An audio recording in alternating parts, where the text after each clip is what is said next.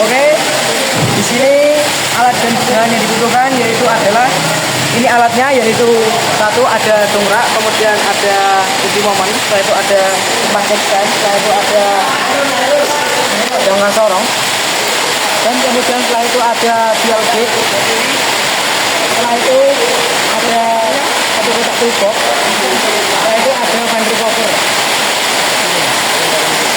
Oke, dan ada jangkar sorong yang besar. Dan setelah itu ada micrometer skrup. Modelnya yaitu ini mobil Toyota Calya. Dan untuk alatnya tadi saya lupa, yaitu ada air gun dan juga selang yang terhubung dengan kompresor. Pertama-tama kita buka kap mesin terlebih dahulu.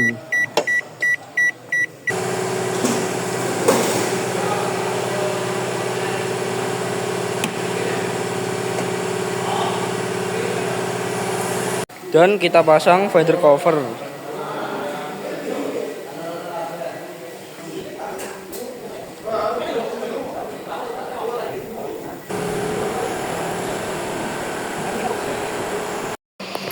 Sebelum didongkrak, pertama-tama ini baut ukuran 21-nya dikendorkan menggunakan kunci shock ukuran 21.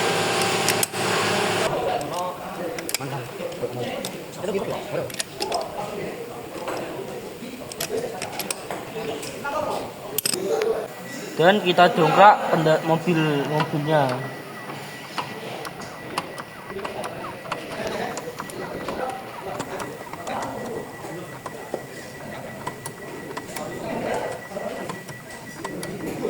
Lalu kita pasang jack stand pada di depan dan di belakang. Lalu kita turunkan dongkraknya dengan pelan-pelan.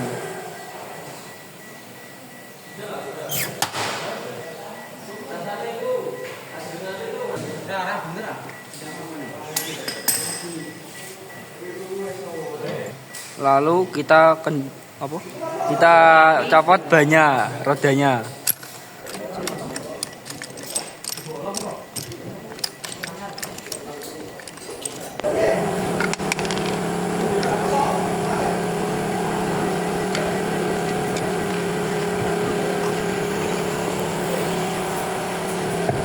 Setelah itu kita copot baut kaliper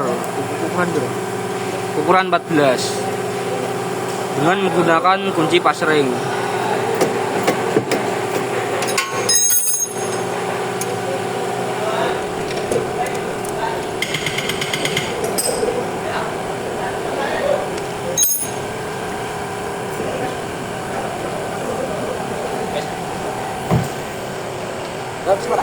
Lalu kita lepas kampas remnya.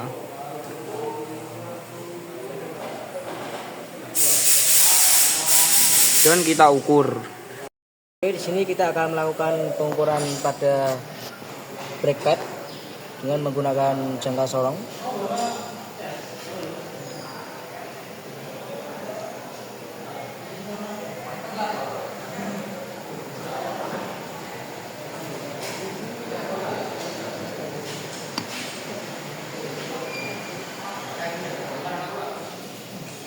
Di sini terlihat bahwa hasil pengukuran adalah 7,30 mm. Ini tadi kita melakukan pengukuran pada brake pad bagian roda kanan untuk bagian kanan. Setelah itu kita akan melakukan bagian dalam. Oke, di sini terlihat bahwa hasil dari pengukuran adalah 7,70. Kemudian di sini kita akan menuliskan datanya pada selembar kertas. Oke, setelah itu kita akan melakukan pengukuran run out pada cakram bagian kanan.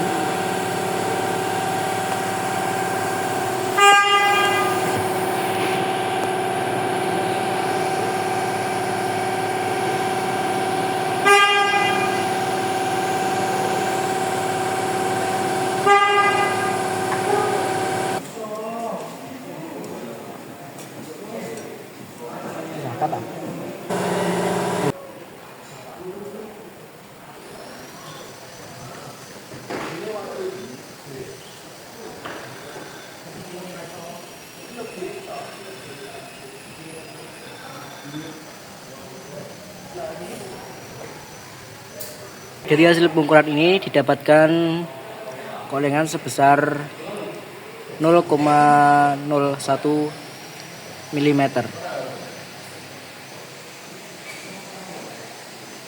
Kemudian jika sudah dilakukan pengukuran, kita melepas dial gauge. Dan jangan lupa hasil dari pengukuran run out disc brake tadi kita tuliskan pada kertas. Oke, setelah itu kita di sini akan melakukan pengukuran tebal cakram atau disc brake dengan menggunakan multimeter screw. Dan untuk hasil pengukurannya adalah sebesar 19,80 mm. Dan kita tulis pada kertas hasil dari pengukuran ketebalan disc brake.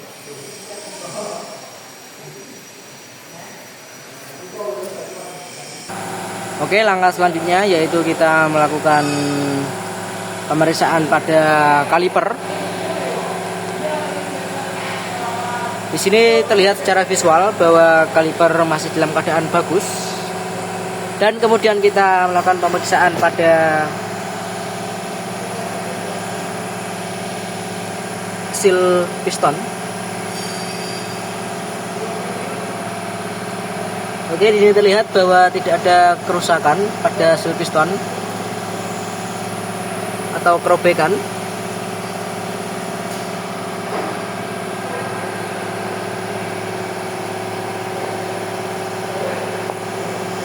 Kemudian jangan lupa kita tuliskan pada kertas untuk hasil pemeriksaan kaliper dan seal piston.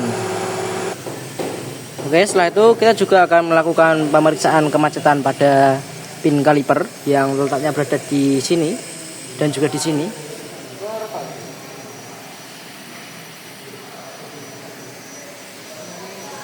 Oke, dengan cara kita menggoyang-goyangkan. Oke, di sini terlihat bahwa pin tidak macet.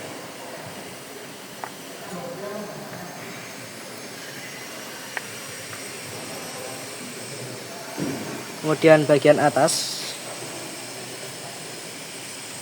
Oke, di sini terlihat bahwa pin kaliper bagian atas tidak macet.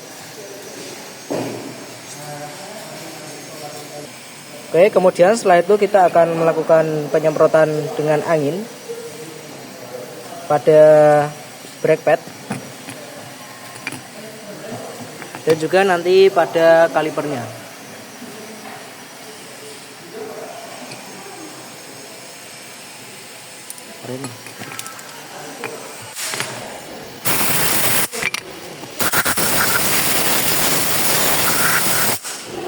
Oke, kemudian setelah itu kita akan melakukan pemberian grease pada masing-masing ujung brake pad. Untuk nanti tujuannya adalah agar memudahkan dalam proses pemasangan brake pad.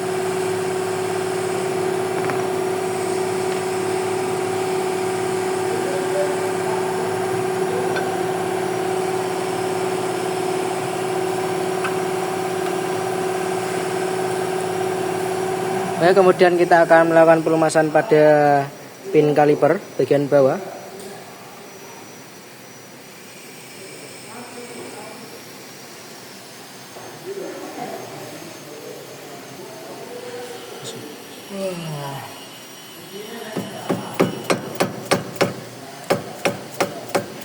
Baik, kemudian kita akan melakukan pemberian grease pada pin bagian atas.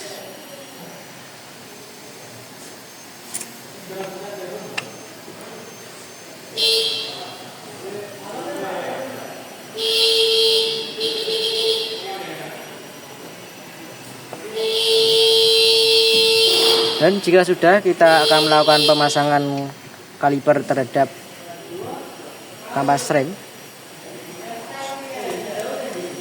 Dan kita pasang baut.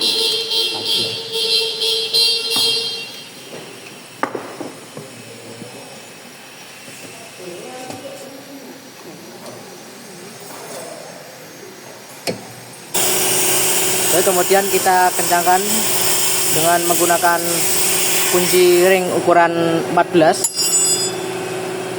Oke, jika sudah dilakukan pemeriksaan dan pembersihan kampas rem kanan bagian depan, kita selanjutnya akan melakukan pembersihan dan pemeriksaan pada sistem rem tromol bagian belakang kanan.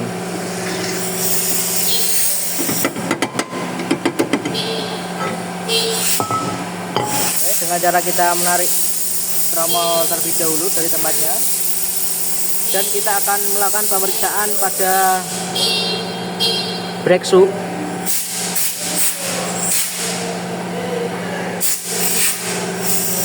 Oke, di sini terlihat bahwa brake shoe masih dalam kondisi baik.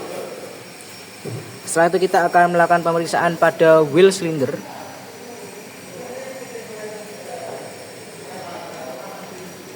Dengan cara menekan seal wheel cylinder. Oke, di sini terlihat bahwa tidak ada kebocoran. Kemudian setelah itu kita akan melakukan pengukuran pada brake shoe dengan menggunakan jangka sorong.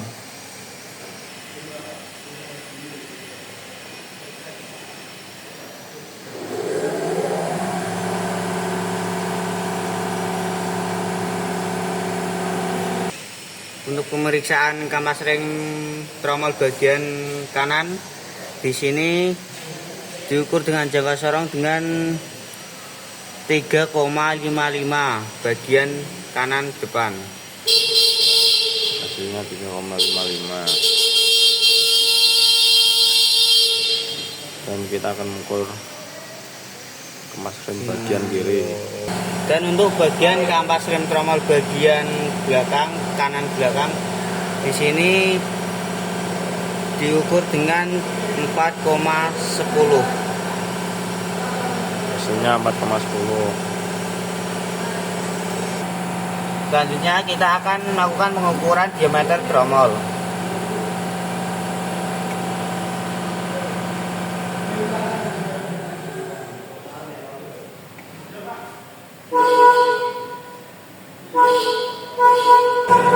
Untuk hasil pengukuran diameter pada tromol belakang bagian depan adalah 202,60. Selanjutnya kita akan melakukan pemeriksaan gelombang pada tromol apakah baik atau tidak. Di sini saya tidak merasakan gelombang pada tromol, jadi tromol ini cukup baik.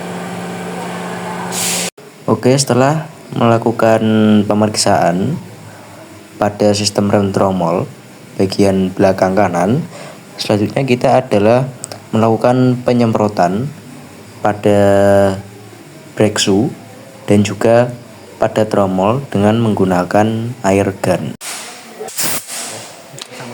Kita lalu pasang kembali tromol bagian kanan belakang.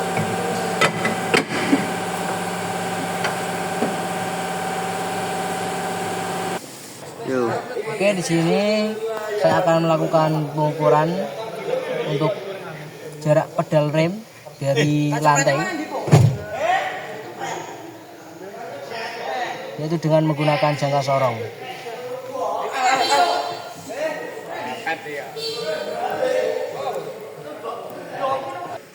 Untuk hasil pengukurannya adalah di 138,65 mm. Kemudian kita akan melakukan pengukuran free play pedal rem, yaitu dengan cara kita melakukan pengocokan terlebih dahulu pada pedal rem agar nanti dapat mengetahui posisi dari free play. Oke, di sini sudah kita dapat mengetahui free play, dan di sini kita akan melakukan pengukuran jarak dari free play terhadap lantai.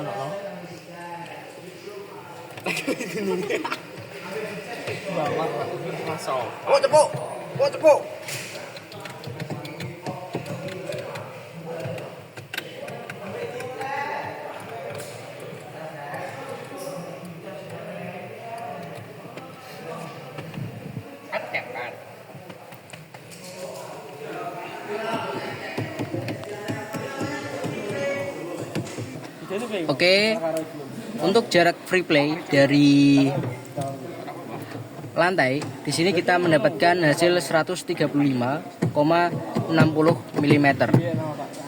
Kemudian untuk kita mengetahui free play-nya, kita dapat mengurangkannya dari hasil pedal rem dari posisi biasa seperti ini dari lantai, dan juga jarak free play tadi dari lantai. Oke, dari hasil pengurangannya adalah kita mendapat di angka 4,5 mm. Di sini kita akan melakukan pengecekan rem parkir. Emang apa? Jujur. Emang apa? Emangnya aki. 3, 4. Ini ada 4 kali bunyi ketikan. Oke, kemudian di sini kita akan melakukan pemeriksaan pada selang fleksibel untuk menghubungkan ke kaliper. Di sini terlihat bahwa tidak ada kerusakan atau sobek semacamnya. Baik-baik saja. Dan kita akan melakukan pemeriksaan pada bagian depan kanan. Ini kita melakukan pemeriksaan pada bagian depan kiri. Oke, di sini terlihat bahwa selang yang berasal dari sistem ABS atau motor ABS yang menghubungkan dengan kaliper. Di sini tidak terjadi kerusakan atau kerobekan.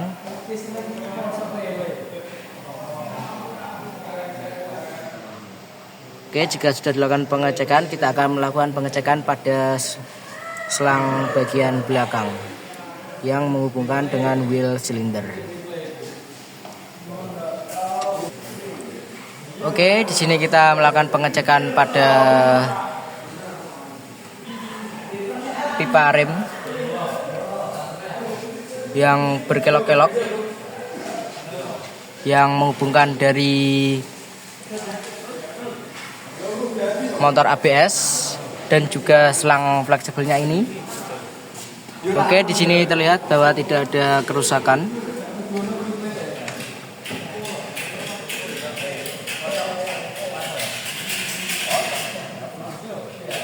Maupun kebocoran. Oke, kemudian kita akan melakukan pengecekan pada bagian belakang kanan. Oke, di sini kita melakukan pengecekan pada bagian belakang kiri.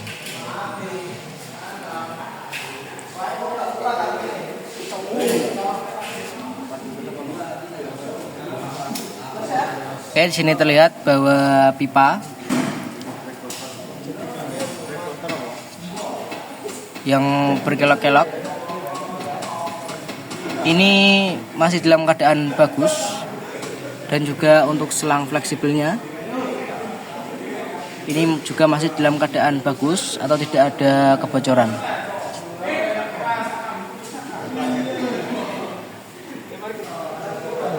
Oke, kita jangan lupa untuk melakukan pengecekan juga pada booster.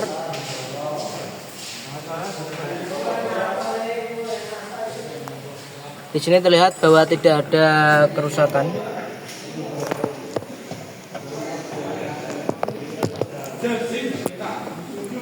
Ataupun kebocoran.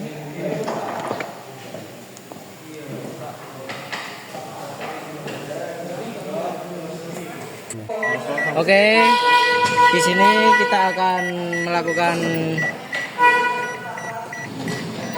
penyekenan pada mobil Calya ini. Pertama-tama kita pastikan dulu porteling pada posisi netral. Oke, kemudian kita angkat handrem.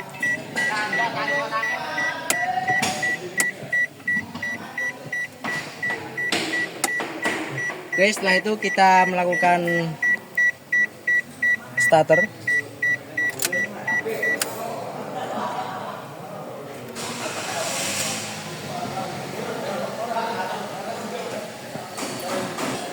Oke, di sini terlihat bahwa ada DTC pada ABS yang menandakan Voltec droplet atau over, itu berarti di sini menandakan bahwa pada box fuse-nya ada yang putus untuk fuse ABS. Oke, untuk itu kita akan melakukan pengecekan pada fuse ABS. Untuk itu pertama kita akan mengeluarkan terlebih dahulu dari scanner. Oke. Dan kita akan mematikan mesin. Dan di sini kita akan melakukan pengecekan pada fuse ABS. Oke, di sini kita akan mencoba untuk melakukan pengecekan pada fuse ABS dengan cara kita membuka penutup dari box fuse. Dan kita coba untuk melakukan pengecekan pada fuse ABS. Kita lihat dulu pada diagramnya.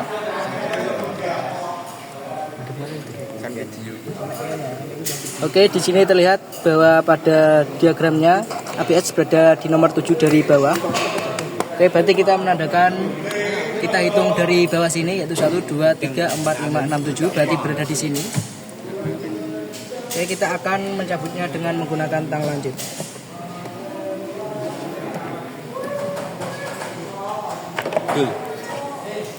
Oke, di sini terlihat bahwa fuse ABS putus dikarenakan tidak sesuai dengan spesifikasi pada tutup box fuse. Ini berada di 15, seharusnya menggunakan fuse 30 ampere. Untuk itu kita akan menggantinya dengan fuse 30 ampere. Oke, di sini kita menggantinya dengan fuse 30 ampere.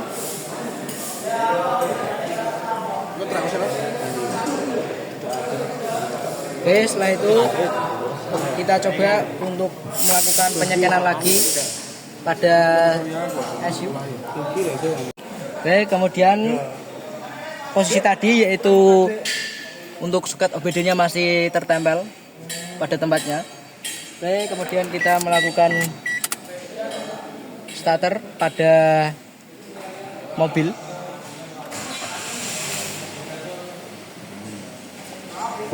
Oke, di sini terlihat masih ada DTC. Untuk itu kita akan menghapus DTC ini.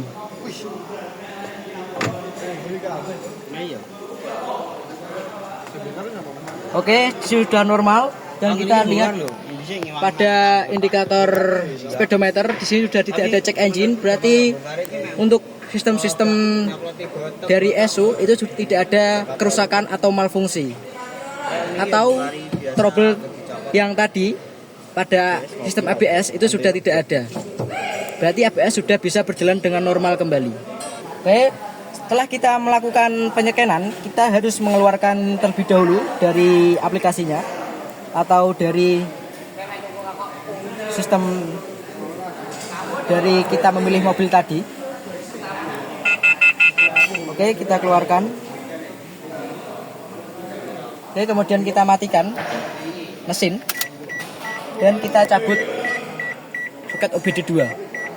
Oke, kemudian jika tadi DTC sudah hilang pada kita melakukan penyekenan pada SU, kemudian kita melakukan penutupan kembali untuk penutup box fuse. Di sini saya akan menjelaskan pipa-pipa yang menghubungkan pada motor ABS. Oke, di sini untuk akan menghubungkan pada belakang kiri dengan rem belakang kiri, dan yang ini akan menghubungkan pada depan kanan, dan yang ini akan menghubungkan pada depan kiri, dan yang terakhir ini akan menghubungkan pada belakang kanan. Kemudian yang ini itu akan menghubungkan untuk motor akan menghubungkan pada master rem.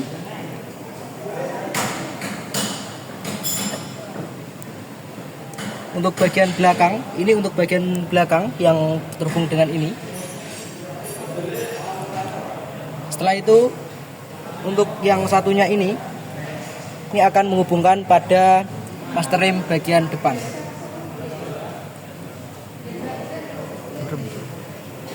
Oke, setelah itu di sini saya akan menjelaskan komponen-komponen pada motor ABS ini. Ini satu ada pompa hidrolis. Kemudian yang kedua ada katup hidrolis. Kemudian yang ketiga ini ada modulator. Nah, pompa ini berfungsi untuk menaik turunkan tekanan minyak rem, dan katup hidrolis ini berfungsi untuk mengatur tekanan dari minyak rem, dan setelah itu modulator ini untuk mengatur sistem kerja dari ABS. Setelah selesai pemeriksaan semua job, kita melakukan pemasangan roda pada bagian depan dan belakang.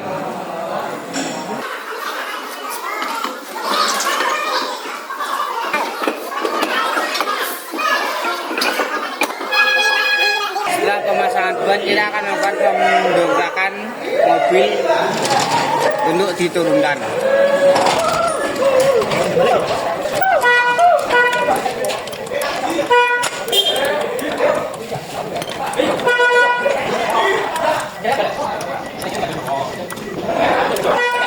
Pengambilan justan. Jika sudah justan dan turun perlahan. Setelah itu kita lakukan pendongkrakan yang bagian sebelahnya. Setelah pemasangan seluruh ban dan pengencangan ban, kita lakukan momen pada bagian baut ban.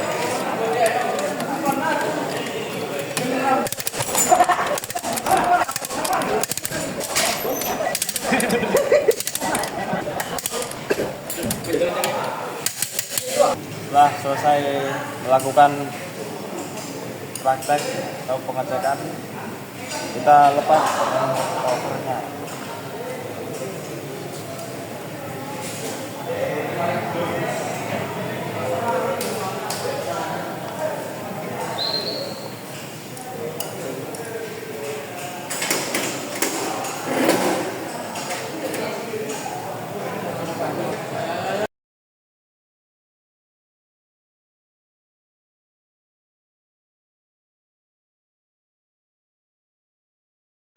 Oke, itu saja untuk cara melakukan perawatan dan pemeriksaan pada sistem ABS. Terima kasih. Wassalamualaikum warahmatullahi wabarakatuh.